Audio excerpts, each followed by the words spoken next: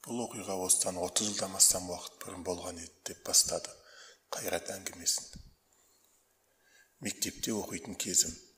Жаздың жайма-шуақ күндерінің бірі. Жайлаудамыз. Әкем қой бағатын.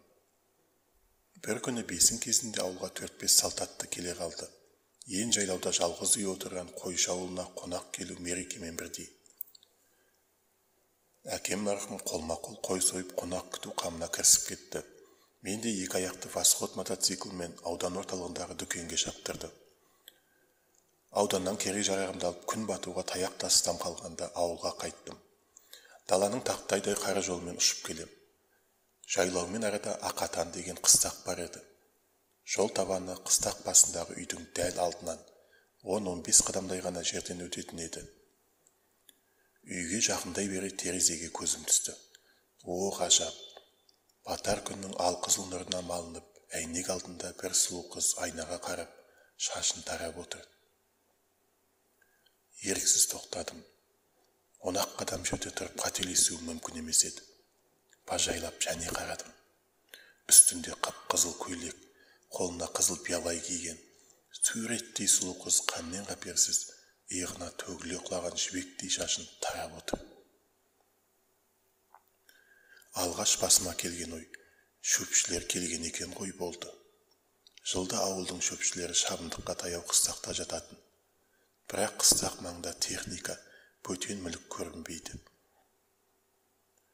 Осының бәріне қас-қағым сәтте көз жүгіртіп өткенмен мотоциклімді үйдің іргесіне сүйей салып ішке ендім. Қойшы қыстап шыққан, жазда иесіз бос тұрған үйдің есігі ойбайлай ашылды. Кіреберіс сенектен өтіп, ішкі есігін аштым. Әлгінде қыз отырған бөлме оң жағымда болу керек еді.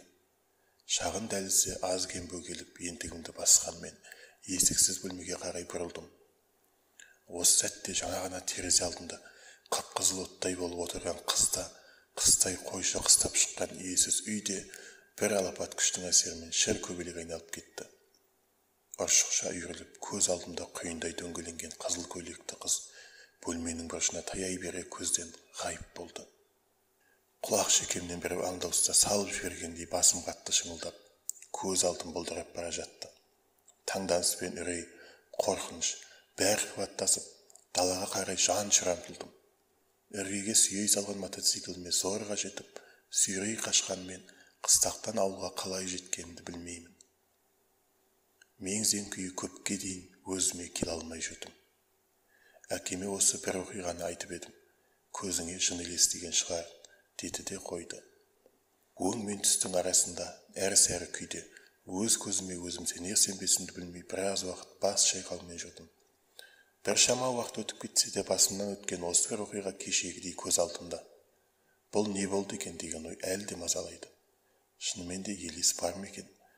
Деп аяқтады әңгімесін Қайрат ағай.